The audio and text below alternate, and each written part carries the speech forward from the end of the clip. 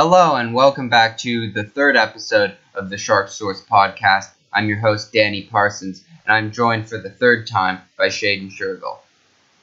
Hey guys, I'm back again. So we got a lot of news to cover. No Sharks news, that's why I'm just jumping right into it with our guest. The biggest news is the Jeff Skinner trade. It happened over the weekend, I believe, maybe a bit before that. We haven't been able to do an episode on him yet. So, Shaedon, initial thoughts on the trade. I'm going to read it out just for everyone who's been living under a rock and hasn't heard of it. So, Carolina receives Cliff Pooh, a 2019 second, a 2020 third, and a 2026. And Cliff Pooh, he's the biggest piece out of all that. He's never scored above 40 goals in the OHL. His best season, I believe, was 2017. He had 86 points. I think last year might have been better. I'm not sure. But the point is, he's not that great. You know, he's decent. He's no Jeff Skinner. So what are your thoughts on the trade? Well, first of all, you could say that trade was poo for Carolina. Yeah. I don't get that out of the way, but I thought Carolina, they're looking for a first-round pick and a decent prospect. Now, the main thing is that Buffalo has 3 first-round picks next year. Did trade any one of them away. That's amazing. So you're trading away a second, and you're getting someone like Cliff Pooh back. You know, I think Carolina should have gotten a way better prospect. Maybe Buffalo doesn't want to give up someone like Nylander or Middlestat, but for Carolina, you need someone decent. You need a decent prospect and a great pick to come back. And Buffalo's still going to be bad next year. That second pick can still be high, but Pooh's not going to be like a Jeff Skinner. Now, people are also saying that Andrei Svechnikov technically replaces Skinner. Skinner scored, I think, almost 40 goals the last 2 seasons. I don't think Svechnikov's going to score 40 goals in his first season. He might, but there's too much pressure on a young rookie, and I thought that Skinner would stay and they would trade Falk for a forward, but they trade Skinner now that offense really sucks, and that's what's been lacking in Carolina for quite some time. Oh yeah, and Skinner, you were right. He almost had 40 goals. He had 37 in 2017, so he came close. But it doesn't make sense if you're Carolina to trade Jeff Skinner when you're so close to the playoffs. And as to your point about Svechnikov, yeah, he could replace Skinner, but they also could have just had both. There was no reason they couldn't just have kept Skinner and Svechnikov. And I thought that they would try and get immediate help for Skinner. So maybe like a Skinner for Pacioretty's type deal, or they'd try and get someone back who can help right away. Cliff Pooh isn't that guy. I just don't understand this trade. If I had known, I'm sure if a lot of general managers had known he would be available at this low of a price, they would have done it. I mean, the Sharks could have given them a guy with better stats, Balsers, I think he had better stats. He's probably a higher rated prospect anyway, and given up some prospects pick, doesn't make any sense. I remember in NHL, I believe it was 16. Cliff Pooh was going to be amazing, and in that game he was high rated. Now he just fell off the map for some reason. He fell almost to the 4th round. He was drafted late in the 3rd round, and once again, it doesn't make sense by Carolina, but that defense is still amazing. If you have Falk as your as a number 6, he's probably going to be I say trade Falk for a forward because you have Peyton Fleury and you have Trevor Van Riemsdyk. He'd be an amazing number 6 defenseman. And, with Carolina having an amazing offense if Pesci and Slavin can step it up a bit more. And I dish to Dougie Hamilton. Trade Falk for, maybe a top 6 forward if you even get that, Edmonton would gladly get Falk, But, oh, yeah. You know who's been looking for, and this is probably the most high-profile team looking for a defenseman is Toronto. What would it take to? I don't really, Kadri. How about Kadri for fault 1-for-1. I think that's pretty fair, but I don't think the Leafs would do that. But just thinking because about they that, like actually, Kadri. there's all these Vancouver fans keep saying, we're gonna get Alex Nylander for Chris Tanev. I was like, okay, get your head out of your butts. That's not gonna happen. Yeah, that's Tanev is one of the most overrated in my opinion, players. Is a number 4 at best. He's not a top 2 defenseman. He doesn't score a lot. Like he's a shutdown defenseman. Yeah. You're gonna give up a young guy like Nylander who still hasn't signed yet. Are you talking about William or Alex? William. Okay. Yeah. No, that was ridiculous. But they wouldn't have to give up just to clear it up, because there's still people who think this. Nylander's not getting traded. None of the big three's getting traded. Toronto's just going to play without defense, and then they're going to fail, and then maybe they'll trade Kadri. But Nylander, the big three, and Tavares aren't going anywhere. Yeah, none of them. Yeah, but anyway, back to Carolina. This was a bad trade. I don't think it's really defensible. Cliff Pu would have to really overperform his expectations. Those draft picks would really have to turn out well in order for it to be worth it. This is a bad trade for Carolina. And for one of my friends actually thought Buffalo won this because they didn't really they didn't know that Jeff Skinner was that good, and they thought that was a perfect price. Then when I told him that he has 37 goals, he's like, it won't even help Buffalo that much. I guess I made my predictions a month ago. Now I'm embarrassed because I had Carolina in, Buffalo out. But no, that's the thing with doing predictions in the summer. This trade really changes Carolina now. Yeah. Well, here's the thing. Carolina still a very good team. All they need is really a goalie, and I think they could make the playoffs if Darling steps it up. But this was a bad trade for them. But Buffalo, I don't really understand this because they're not going to make the playoffs next year. He's a UFA. I mean, I don't unless their goalie really steps it up. But I don't see it happening. I'm sorry, Sabres fans, I don't see it happening. So what I think they're going to do is they'll probably trade him at the trade deadline and get a way better return than what they paid for him. So it's not a terrible trade, but it's a win. They won, but it's not a big win at all. The thing is, Carolina, when Don Waddell was hired as a GM, was like, why are you hiring this guy who did nothing with Atlanta? Then we made that Doug Hamilton trade. I was like, that's a great move for Carolina. Then I was optimistic about this team until this trade. I'm like, no, it's awful. And the thing about Don Waddell, sure he has a bad reputation, but if the owner tells you want to compete for the playoffs, you make a trade like this, then I don't get it. What does he see in Cliff Pu that's so amazing? Does that mean he's gonna make the team? I don't know. This owner, he wants change. I understand it. He paid a ton of money for a team that's not profiting, and he wants results quick because it is ridiculous that this team hasn't made the playoffs since 2009. But this is not how you make the playoffs. No. Carolina was in a decent spot beforehand, and if you're a Hurricanes fan, you're happy because you're not going to leave with this new owner. But you should be worried because he doesn't seem to know what he's doing. He seems like he meddles in the affairs of the GM. He doesn't. Yeah. Yeah. So that I have a problem with him, and you should be worried. Hopefully he can stay out of it, and hopefully Don Waddell will get his act together.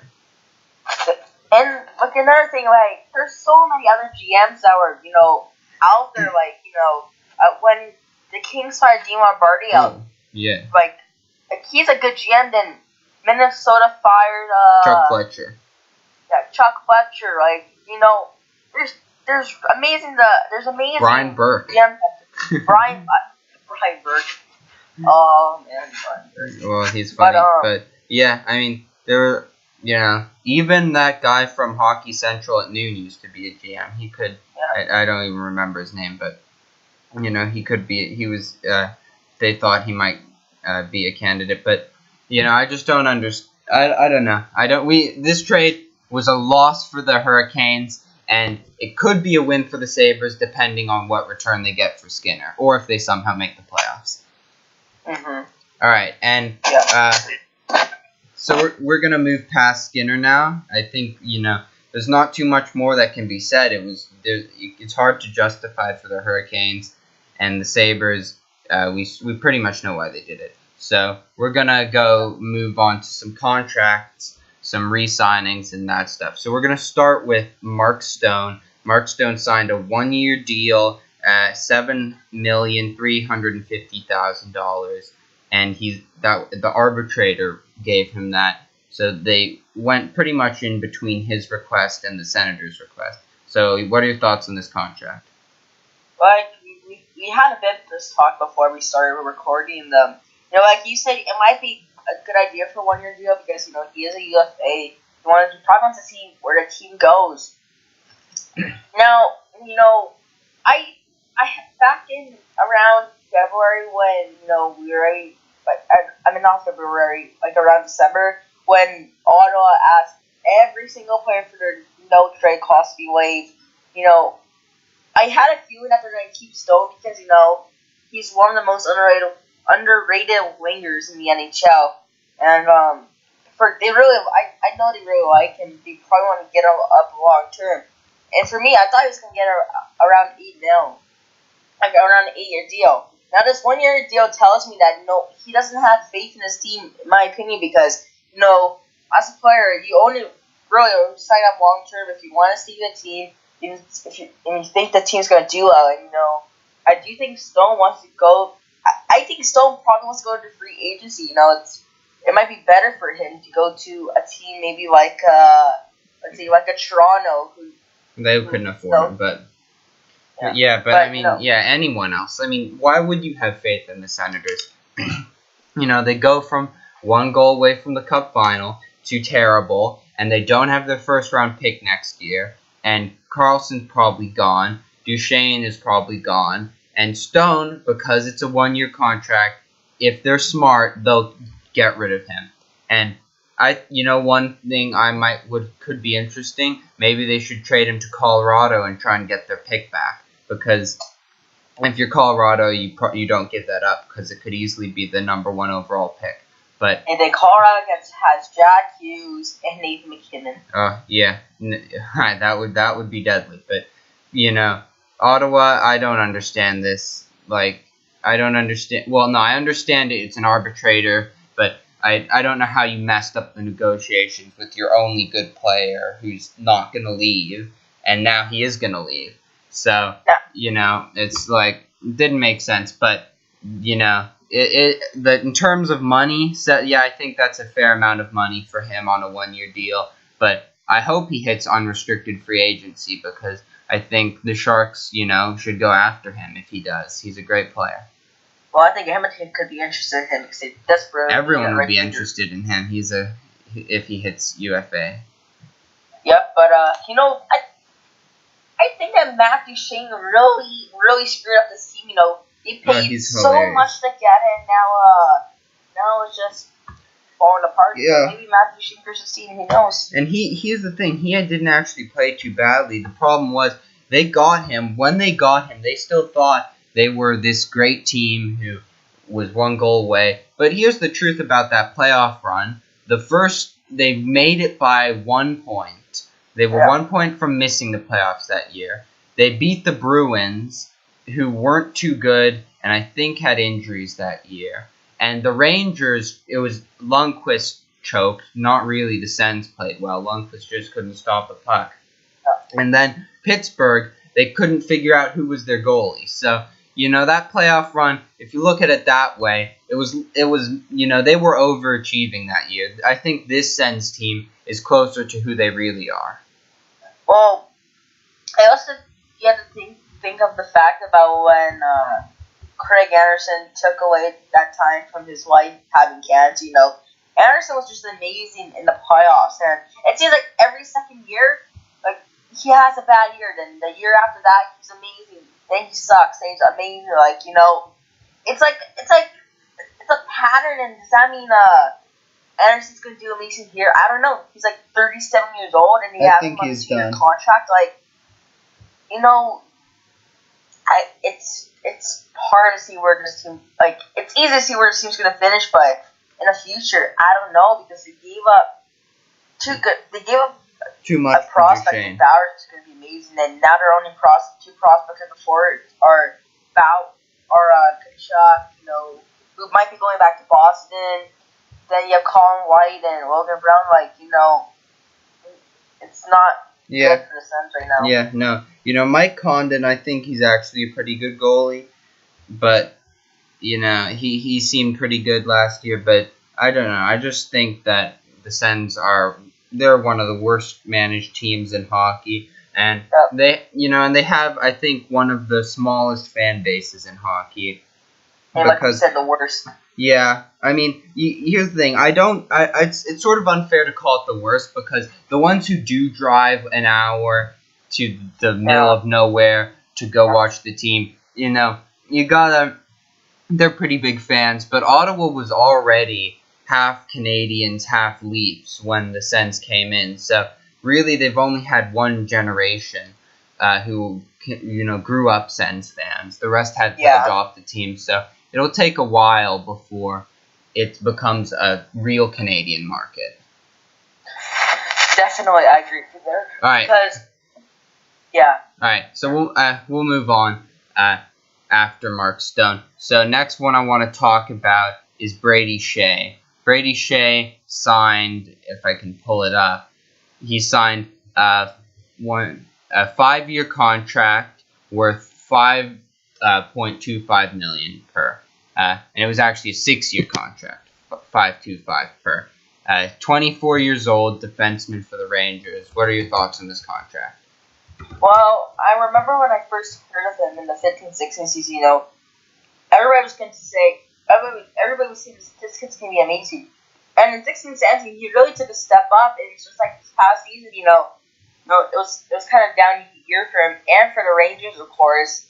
But if they're gonna pay him, like, in the future, he's gonna be amazing. I do think that contract will be a steal, but at his age and for the year he has right now, maybe I would like to see maybe a bit of a short-term contract, maybe like around 2 years, just to make sure that he's worth that money in the future. But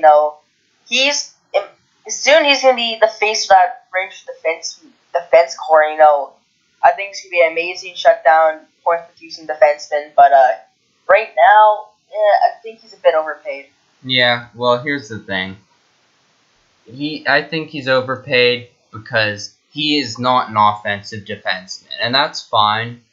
Not every defenseman needs to be an offensive defenseman, but this guy is really, he is really not an offensive defenseman. Last season, he scored 4 goals, 21 assists for 25 points. His entire NHL career, he scored 9 goals and 55 assists. There's some defensemen who, if they put up those numbers in 1 year, that would be, a decent year for 1 year. This is his entire career.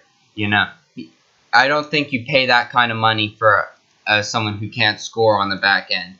Unless he's just a fantastic defensive defenseman. I just don't think it's a good idea.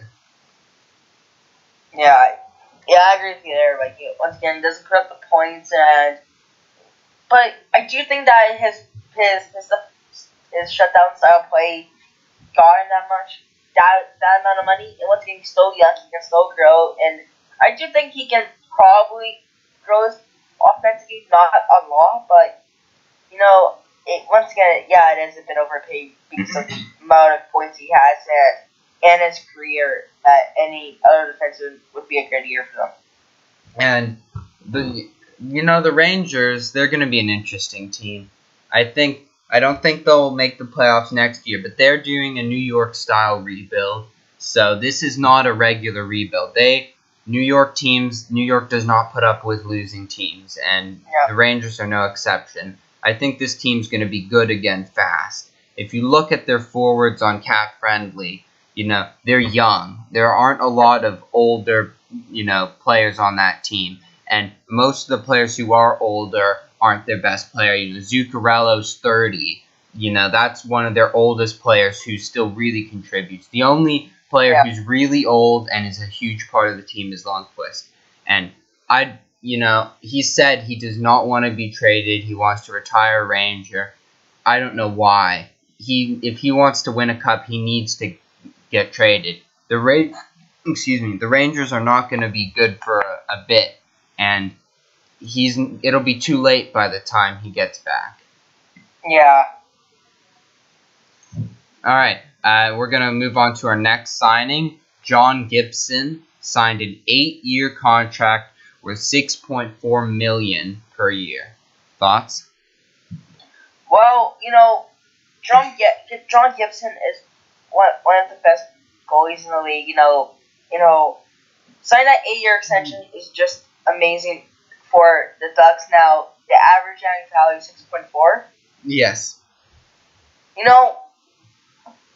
I think that makes him the fifth highest paid goalie in the NHL, right? I don't know the exact ranking, but I'll trust you on that one. Okay.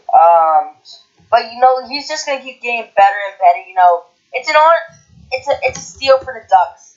It's an amazing steal for the Ducks. He's a young goalie. He can continue to go around the game. In the future, he's going to be a top 5 goalie in the NHL, in my opinion. And the Ducks should be happy to have John Gibson in their system, and that they had and if they failed, that they would still have Frederick Anderson. And I do think John Gibson grew into an amazing goalie for them. Yes, I'm going to read out these stats for you, and I want you to tell me which goalie is. I want you to guess which goalie has these stats. So, one of them is a 900 save percentage, and one of them is a 926 save percentage. And one of the goalies is Price, and one is Gibson. So, guess which one is which? Yeah. Gibson has been playing for a few years. This is just last season. So I'm guessing the 926 is Gibson. Yes. So Gibson is getting paid almost, I think, more than $4 million less per season than Price. And Price had a .26 save percentage lower than Gibson. And over Price's career, his average save percentage is .918. Gibson's over his whole career is .923. Now, Gibson's played a lot fewer seasons than Price. Price never Price was not always considered the best goalie. I remember when he was just pretty average. So Gibson's always been very good, but still, Gibson, I think this was a steal of a contract for the Ducks. Yeah, easily. And Gibson's that type of guy, kind of like a Matt Murray, that's gonna carry you to Stanley Cup finals, maybe back-to-back years. And he's still so young in that 8-year contract. He still takes into your early 30s where goalies are still pretty amazing. So, John Gibson's going to be tough for a long time. And he's just going to be amazing there. And who knows, he might win a cup someday. Yeah, the people are always talking about every year they want Anaheim to fall off. They put Anaheim as missing the playoffs even after they have great regular seasons the year before, and then Anaheim just keeps going. You think they have to fall off now. They have to stop being good, and they just keep being good.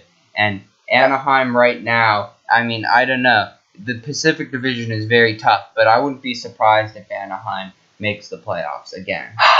The only reason I don't have them making the playoffs is because when Kessler's out, too. Yeah, that's a big... He might be coming back, but he hasn't played in, a whole year. Yeah, that... Getzlaf, Perry are aging, Yeah, it makes sense. The only reason they're going to make the playoffs if it's because of Gibson. Yeah, Gibson will be a big part if they do. Alright, we are going to... That's why That's why I just don't have to make it in the playoffs. Well, we'll see. We're gonna be doing a whole episode at the end of the preseason with my predictions and Shaedon's updated predictions. Yes, I'm thinking so right at the end of preseason. So stay tuned for that one. That's in September. All right, we're gonna go on to our last contract of the day, and it's William Karlsson, 1 year, $5.25 million. What are your thoughts?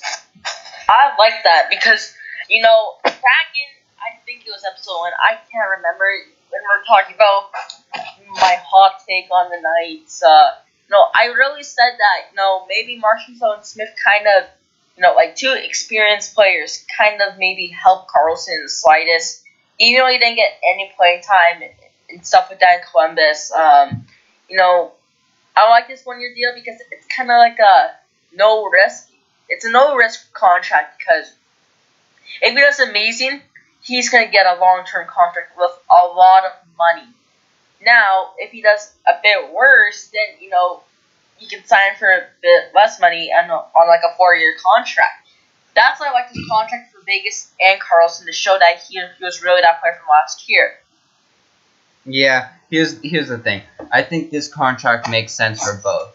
You want a 1 year deal if you're Karlsson because if you do the exact same thing you did last year, you're getting $8 million over 8 years. I mean, 40. That's what 40 goal scorers get paid now. With the cap going up, he'll get $8 million for 8 years. He doesn't want to sign a long-term contract after last season because there are people who still think it's a fluke. So if he can prove himself again, he will get a big contract, bigger than if he signed a long-term one this year. And for Vegas, it makes sense because you do have to be worried that it's a fluke. He was highly touted as a prospect, but then he really underperformed. So you have to be worried about that, so you're protecting yourself. And then if he does turn out to be great, well, that's a good problem to have. So, I think this makes sense for both sides. Yeah, definitely. I agree with you there. Okay, so that is it for contracts. We have a few more topics, but I'm gonna be right back. So see you in a second. And we are back. Next thing we're gonna talk about. Chiarelli was on radio in Edmonton, I believe. I'm not sure. Shaedon will clarify, and he had some interesting insights. So Shaedon, take it away. Okay, thanks, Danny. So yes, you are correct. Chiarelli was on the radio today for who knows why, just talking about some stuff about the team this upcoming summer. Now, as an Oilers fan, I'm scared as hell. Either A, we just miss, or we just make it in, because I don't think we're going to be as good as we were 2 years ago. Now, first of all, Nurse isn't signed yet, and Chiarelli talked about that since he's an RFA, these things take a bit longer than usual.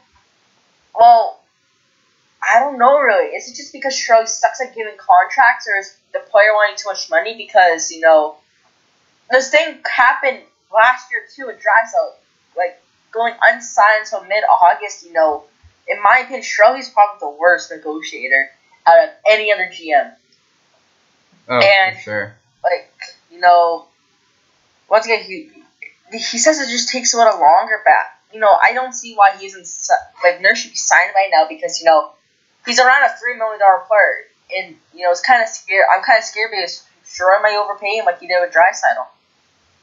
Yeah, absolutely. The Draisaitl contract, that was bad. Draisaitl sort of piggybacked on what he did in the playoffs, and that was a problem. Yeah, and one of the insiders think that Nurse could get around $3 million. That's what I think, but if all those stuff saying that he doesn't want a long-term deal, it could be much longer, much more. I'm kind of scared. No, I think he gets more than $3 million. Especially with Chiarelli negotiating, I don't think he gets under 5. Yeah. All right. Now, another main thing that Chiarelli talked about was Koskinen, how they viewed him multiple times in the KHL, that he matured at a later age. Hold on, if you're just unaware, Koskinen, new Oilers backup goalie, signed from the KHL.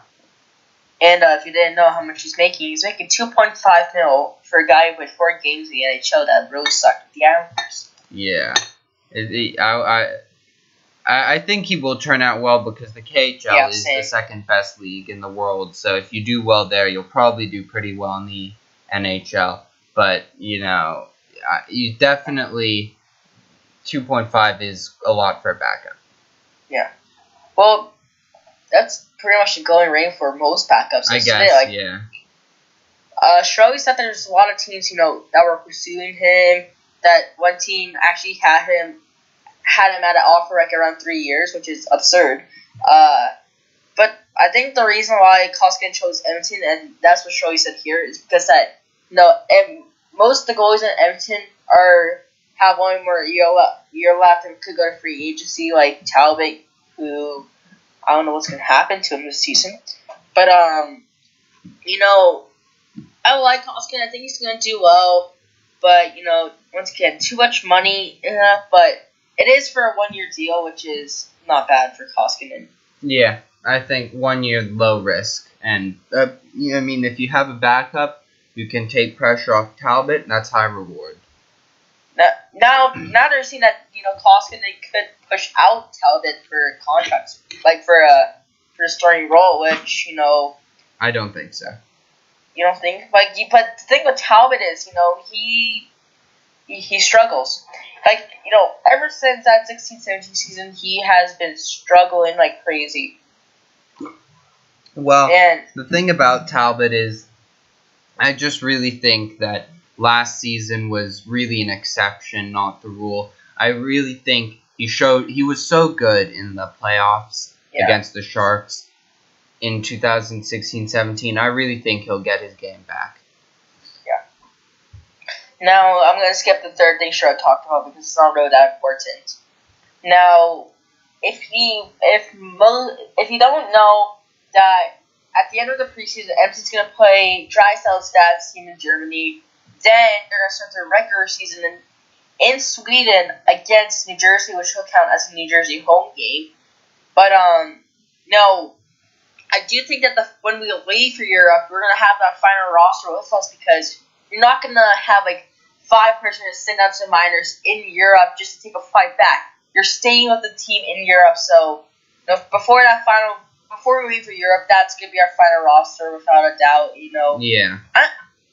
There's a couple things about Europe that I'm kind of not sure about because then we come back, we're going to play the Rangers, then Boston, then Winnipeg. That's a hard schedule. And they're all on the road. Yeah, I think there shouldn't be any I'm not a fan of the global series. I'm fine with preseason's fine, but not regular season. Yeah, preseason, no problem with it. But regular season, those should be games you're playing at home. I get it's sort of a scam because, a lot of people might not watch, Oilers, New Jersey if it wasn't, in Sweden. But, whatever. The Oilers will get at least one national TV game in the U.S. because that's going to be on national TV. Well, I don't think that the Ottawa game was on national TV, which is kind of strange. It was. It was? Yeah, I watched it. Oh, okay then. Never mind about that comment because. Unless and maybe I watched it on NHL Center Ice. I'm not actually sure, but I can look that up later. But we'll get to the schedule later. But we will get. That's going to be a segment. But you continue with the Chiarelli press conference. But I'm not too friendly about the Europe trips, and this guy called Gary Bettman, not Barry Getman, Gary Bettman, and says it's expanding the game. How is it expanding the game when there's a lot of amazing players that play in NHL are from Sweden? Like we saw last year, Gabe Landeskog, Erik Karlsson. Edmonton has Klefbom, Larson, Alberg. I can't really name one off the top of my head from New Jersey, but there's players from Sweden in the NHL. A lot of them. Yeah. They don't need new Swedish players. Hockey's already very big in Sweden. If you want to expand the game, go to freaking Norway. Actually, no, Norway's big. The China series makes sense. There's not a lot of hockey in China, It's the biggest country in the world in population. That makes perfect sense. There's no league there. Great Britain. Britain, yeah, there's a league in Britain, but it's not that big. China, there's no league. Sweden already has a very big hockey league. Hockey's already probably the number one sport there, maybe number two. But you know what is where a good place to play hockey is that doesn't play hockey at all? That we might not even play there because of a big time difference. Australia. Yeah, exactly. We don't need to go to Sweden, but and definitely not a regular season game. The only player I know that's from Australia is former Oiler and Stanley Cup champion Nathan Walker, who it's an amazing story, but But again, growing the game, that shouldn't really be the concern because you're also taking away a home game from the season ticket holders and fans of New Jersey, so not really fair for them. But anyway, that's the global series. And was there anything more from the Chiarelli interview on radio you wanted to add?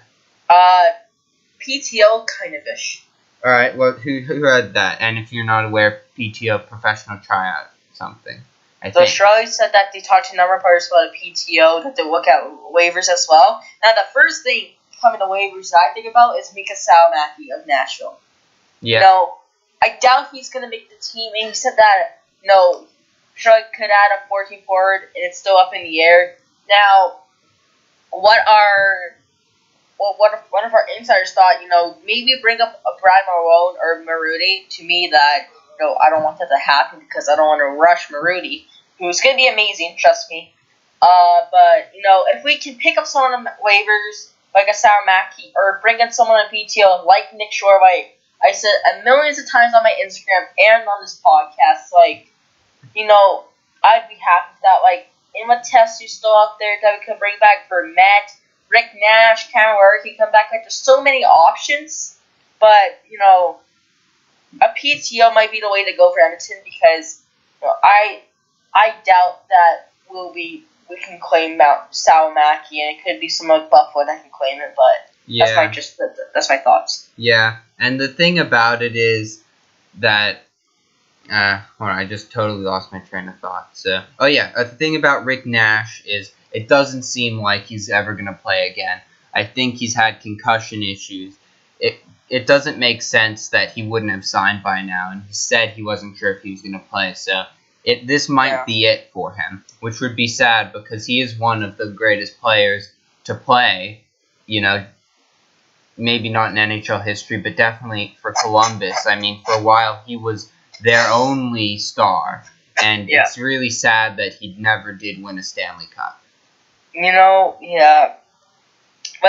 I like Rick Nash, but, he's still 34. I think he can take a 1-year deal, around $2 million, but it does seem like it's at the end. There's interest in him, for sure. Teams have said they wanted to sign him, but I think he is choosing that he might retire because of his concussion issues. He's just not sure that he'll be able to play because of that. But the same thing happened to Shaedon. I think it was Nashville. Joan wanted to play, though. Yeah. It was Nashville, the Rangers, the Oilers, and places. I forgot the 15, but all 5 of them wanted to sign Doan. And, I was hoping, I was praying that Doan would come to Edmonton to finish out his career in his hometown city. It didn't happen. He retired, but, guys like Dolan's probably retired, but Met might. What Tessa could have a couple good years of.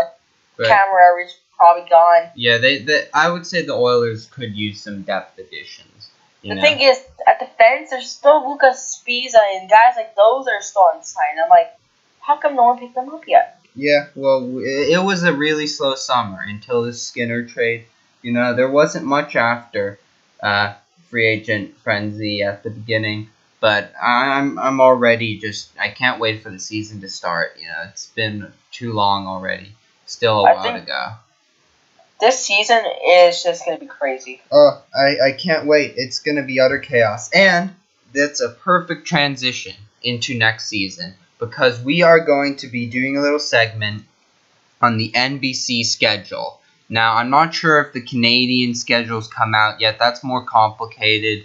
Actually, speaking about the Canadian schedule, like, the thing about the Canadian schedule is that, for Hockey Night in Canada, it's pretty easy. You're a Canadian team, you're on the air. That's really it. Now, it's really confusing because sometimes you have Wednesday night hockey, sometimes we don't, and sometimes on Sundays we have this thing called Rogers Hometown Hockey. Oh yeah, hometown hockey. It like the Canadian schedule, I'm used to it because living in Canada, watching all these games, like the thing about actually the thing about the Canadian schedule is that on Saturdays you don't need a schedule because it's Hockey Night in Canada. Now what they actually do is and then another reason is because every Sunday is that Rogers Hometown Hockey. So for Canada we don't really need a schedule because they always advertise it on the TV and stuff. So I doubt that they're gonna release their schedule, but no, it's like at the end of July, NBC usually releases their schedule. It hasn't came out yet, so I'm kind of confused. Yeah, well, the delay could, they have to schedule it so that there's no conflicts. Here's the thing. Canada, they'll put a game on, because it's Rogers who runs it. They have the rights. Yeah. But they'll put a game on CBC and Sportsnet at the same time. And SN1, SNO, SN Pacific, they'll put it everywhere. They'll put multiple games. The NBC will never have a game conflict against one of its own games except in the playoffs when it's inevitable because they broadcast every playoff game. But when there's a game on NBC Sportsnet will be showing like NASCAR or something like that. Yeah. The NHL is the only credible sport NBC has, and the Premier League. But that's like at 5 a.m., so no one cares about it. But NBC, they'll never conflict with each other. And so we're gonna do a little segment reviewing what we think, what team should get games, what team shouldn't. I do want to point out that it's different. NBC runs NBCSN, but during the season, because football is the big sport here, NBC itself only broadcasts one game before the Winter Classic, and that's the Thanksgiving Showdown on the day after Thanksgiving. Other than that, it's all NBCSN. So we'll get into that in just a second. All right, we are back. We are talking NHL schedule. NBC has still not released their schedule for the upcoming season, but the NHL has released their schedule. We just don't know what games we'll be able to see on national TV in the U.S. I have NHL Center Ice, so I can see every game. That's not an ad, but if you should buy NHL Center Ice, it's a great service. But if you don't have it, then this is the only way you'll get to see games, and we're still waiting for the NBC schedule. So we're going to talk about last season's NBC schedule and sort of compare it to this year's, what we think will happen. And we'll talk about a team that we think is over-broadcasted and a team that we think is under-broadcasted in the U.S. So, all right, sorry, we had a little cut there, but we are back. So, Shaedon, who do you think was a team that was over-broadcast last year who you think should be shown on national TV less this year? I have 3 teams in mind. All right, let's hear them. Philly, Chicago, and Boston. All right, why? Chicago's starting to go downhill. The reigns of the Stanley Cup champs are over. They got 21 games.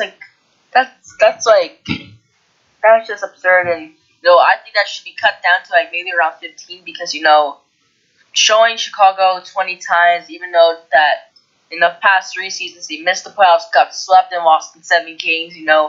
Maybe cut down Chicago by a bit. And Philly, I don't understand why they get a lot of games because sure, yeah, because they're in the East and all that stuff. But they really haven't had any success since 2010. So they should get 7 games at max, not 15. Now for me, Boston, sure you can show them maybe around 10 or so games, but once again, just like Philly, past couple seasons, second round exit, first round exit, missing the playoffs. just like Philly, like they haven't had success. I don't know why you would show them millions of times. Yeah. Okay, so now who are some teams you think should be shown more? Well, first of all, I'm gonna put my bias here is Edmonton, just because of the McDavid factor. Like we said, the Canadian teams don't really get a lot of love, unless if it's like a Montreal, the rivalry with Boston.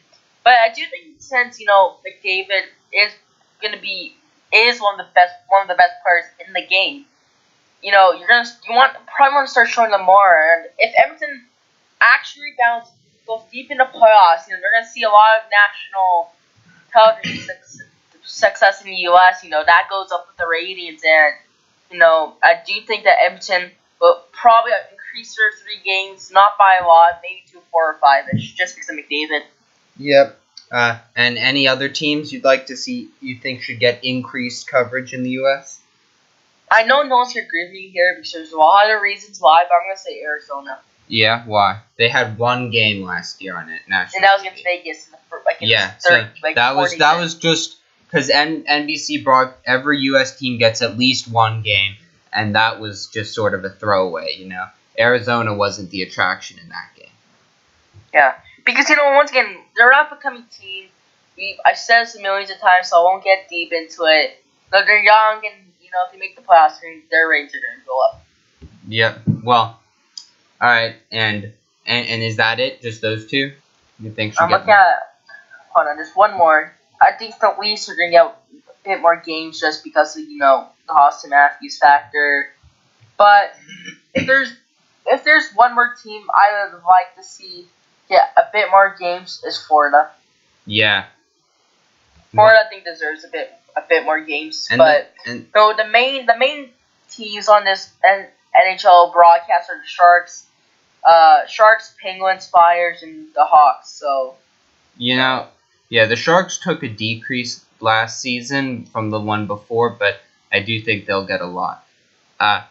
So I'm gonna do the same thing. Here are some teams I think got way too many games last season. Number 1, New York Rangers. They were everywhere. And I understand they're the Leafs of the U.S. They're the biggest market. They're the most valuable team in the NHL, rated by Forbes, over $1 billion. So I understand you need to broadcast them. You're going to get a lot of big ratings. But at the same time, they were irrelevant. And I know they couldn't have predicted that before last season because they did make the playoffs, but the year before. But now that they did miss the playoffs, you can't. I think, they did make the playoffs the year before. So now that they missed the playoffs, you do have to cut them down a bit. They're not gonna be as good as they were last season. So I think they should for sure. Number 2, Philadelphia. Like you said, it seems like every other night they were on, and I just got sick of them. They're very mediocre. If they make the playoffs, it'll be barely. If they miss the playoffs, it will be, barely, maybe by a lot. But they're never going to win the cup with this core unless they get a really good goalie. And I don't see why they're shown so much on any national TV. And the last team is Detroit. They had a great run. They were had one of the biggest fan bases in the NHL, but they're bad now. So the NHL and NBC should treat them like a bad team and not give them a lot of time. And some teams I think were under broadcast that should be broadcast more are number 1, Toronto. Austin Matthews, he would be such a big star in the U.S. if he played for an American team. It seems like all the best American players play for Canadian teams. It's a real missed opportunity because they would be so much bigger, in the U.S. if they played here. Matthews, if he played in Arizona, they would be getting tons of games. If Gaudreau played in Philadelphia, his hometown, or near closest city to him, he would be such a big deal. Quinn Hughes.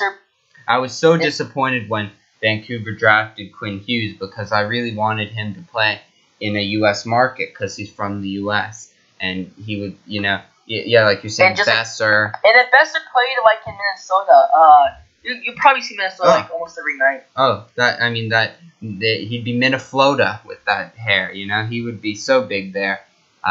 So it is really a missed opportunity, but I still think that the Leafs are so exciting, and because they sort of have a villain qualities, for Islanders fans and a lot of fans, they got Tavares, so I think a lot of Islanders fans would hate watch them, and that would help for the views. Another team who I think should get more games, who didn't get too many last year, is Colorado.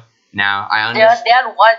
The Oilers had one game is because of the season before that. Sure, but the NHL should have known that they're not going to do that badly. I mean, they had such talent, they have to get some more, and I think now they will get more. And another team is Vegas. The NHL thought they were being generous, giving Vegas 5 games on national TV, but they proved how exciting they are, and everyone is interested. People watch them, so they have to get more. And one more team is Tampa Bay. They did get some national TV games, but I think they're the best team in the NHL, and they should get the most games, in my opinion. So you don't think Edmonton's gonna get a big You don't think Edmonton's gonna get a big increase? They might get one. They might get one more, but the thing is, they don't have a rivalry with any team in the. Actually, you could say US. Maybe Dallas. We saw this stuff in the 90s, but yeah, no, Dallas. I mean, the Dallas isn't a huge market for hockey anyway. Right now, anyway. So the thing is, if they don't Toronto and Montreal kind of have rivals in the U.S. Edmonton doesn't, but I think they might get more, but they don't drive ratings, and it's about making money. Yep. I guess you can really call maybe Anaheim the rival because of all that second round stuff. And I'm sure Edmonton. I think it's sort of a one-sided rivalry, really. I think Edmonton dislikes them, but I don't really think Anaheim does. Anaheim definitely dislikes LA and San Jose more. So now we're going to go to the events for the schedule. So here are some of the big events. We already talked about their global series. So first, the NHL China games in the preseason. That, I think, was on NHL Network last year. And, that's September 15th and 19th, Bruins Flames. So that'll be good for China. In between there, it's not posted yet, is Kraft Hockeyville. I always enjoy watching that just because it's cool for a small community to. Last year in Kraft Hockey for Canada, because we have ours Kraft Hockey too. I think it was New Jersey and Ottawa, and it was 6-0 New Jersey, halfway in the second. So that was a blowout. And then it was a total disaster in the U.S. because even after the renovations, the rink was so unsafe. They deemed it that the NHLers couldn't play there, and they ended up. Why? Because the boards were not they were unsafe. So they moved it to the Penguins practice facility. So this town still got the money and everything, but they didn't get the preseason game. So that was kind of sad. But, hopefully it'll work out this time. I'm kind of excited for it. It's never going to be in California. I was hoping it could be Santa Rosa because that's about 2 hours away from where I live. And that rink almost burned down in a fire because we had a lot of fires up here. But no one nominated it, so it isn't going to get which teams are playing in Kraft Hockeyville? No, it depends on where it is, because they're going to pick a team that, is going to be near there usually, so it depends who wins. And I believe the Kraft Hockeyville in the U.S. is in New York. I don't know if they decided it yet. I think it's still nominated, but I'm not sure. We'll figure. I'll look it up now. And the one more global series that we didn't discuss was the Finland one. Panthers, Jets in Finland. So that'll be same reason. Like we just had this discussion. It is in like New York. it's not expanding the game. There's a lot of great Finnish players. Yeah. I do remember it was Clinton, New York. You were right. So Clinton, New York is where it's going to be. So I'm not sure who's playing. I would maybe Buffalo, maybe the Rangers, something like that. And now to the Winter Classic. Boston, Chicago again. And Boston's this Boston once again Boston's in there in Chicago. It's time to give us new teams. For crying out loud. And here's the thing. Boston, they're good, so I can understand them, but Chicago didn't even make the playoffs last year. They shouldn't be in. Now, I will say to look on the bright side, it is an interesting matchup. It's at Notre Dame Stadium, one of the biggest college football stadiums in the country, and they're the Fighting Irish is their team. Well, there's a lot of Irish people in Boston. That's why they're this Celtics basketball team, but it's close to Chicago, so there will be a lot of fans from both who are in that game. So that's going to be interesting. And then the Stadium Series, well, that is so stupid. So 2 years ago, we just had 2 years ago, the Flyers played the Penguins at Heinz Field, home of the Steelers. Now the Penguins are playing the Flyers at Lincoln Financial Field, home of the Eagles. Correct me if I'm wrong. No, I do think that one of these arenas have been played before the past. Winter Classic game or something like that. Heinz was. Give us new teams, give us new venues, right? Yeah, it's tiring. Luckily, this one hasn't been used for it. Heinz was last year. That was their second outdoor game. But yeah, we want new teams and new venues. You know that, and Lincoln Financial Field. It's going to be cool because it is freezing in Philadelphia, and it's a giant stadium. It'll be a huge crowd, but we want new teams. And now for the All-Star game. So as you know, the All-Star game is in San Jose, and when they announced that it was in San Jose, I was really excited because I didn't expect it at all. Because the All-Star game was in California just 2 years ago, and it was the Ducks' 25th anniversary season. So I assumed if it was going back to California, they would get it.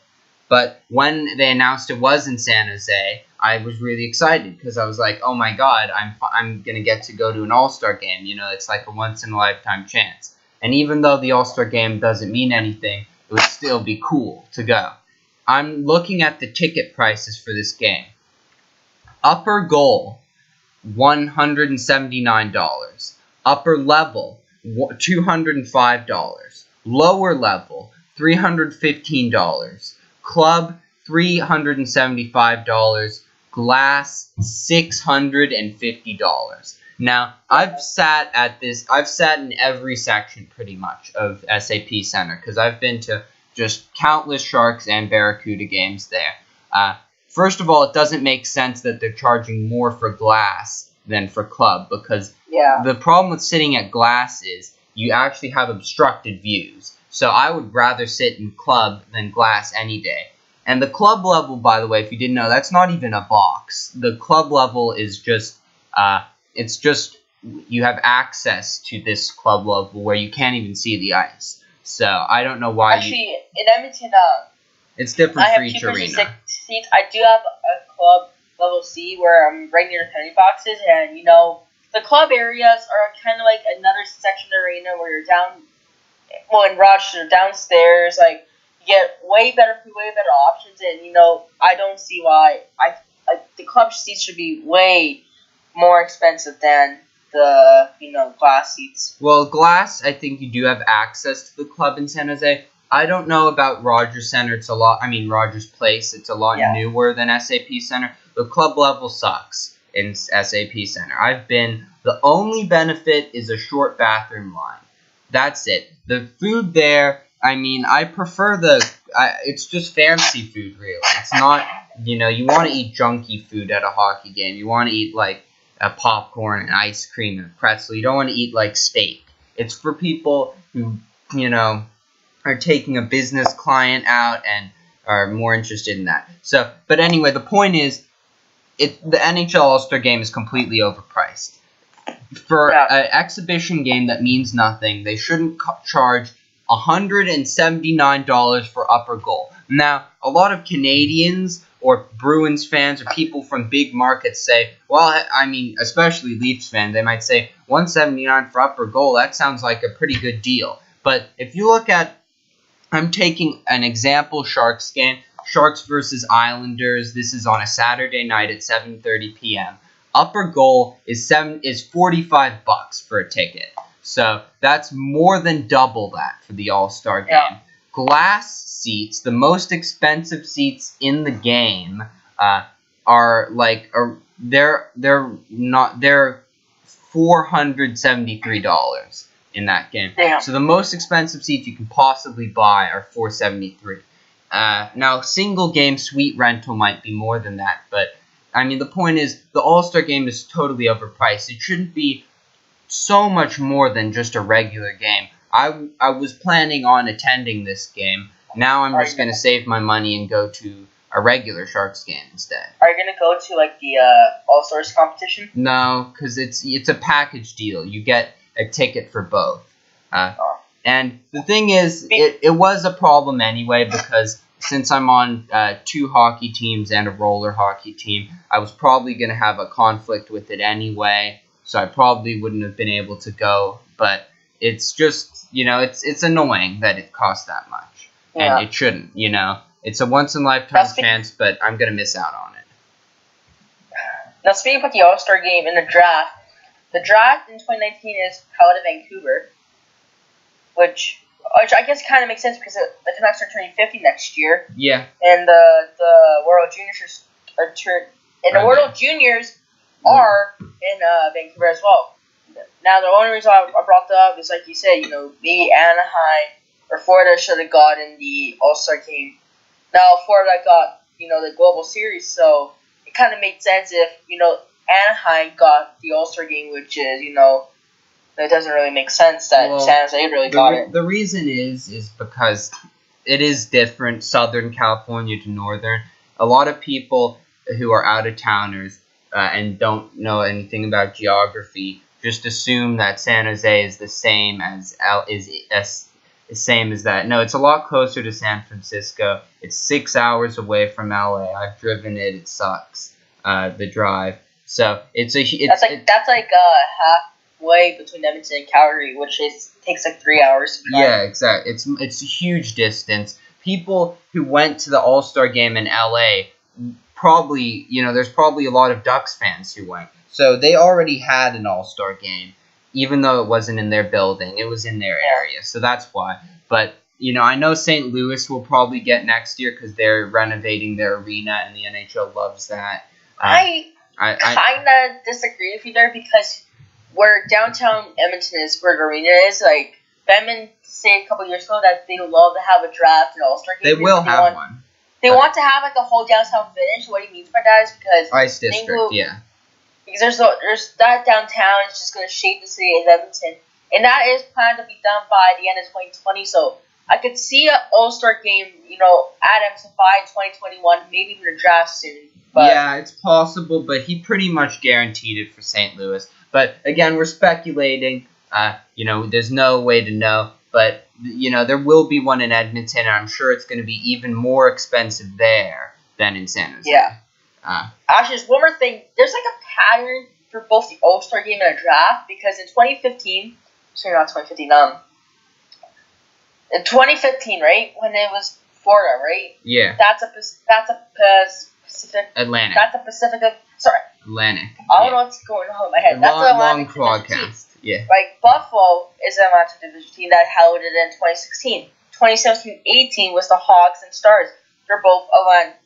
Central Division team. No, here's the thing. No. Florida held the draft in 15, and then Buffalo held it in 16. But I get. No, hold on. No, I get what you're saying. Yeah. All right. I thought you meant the All-Star Game. And here's something else. In 08, it was in Ottawa. 09 was in Montreal. What do those two teams have in common?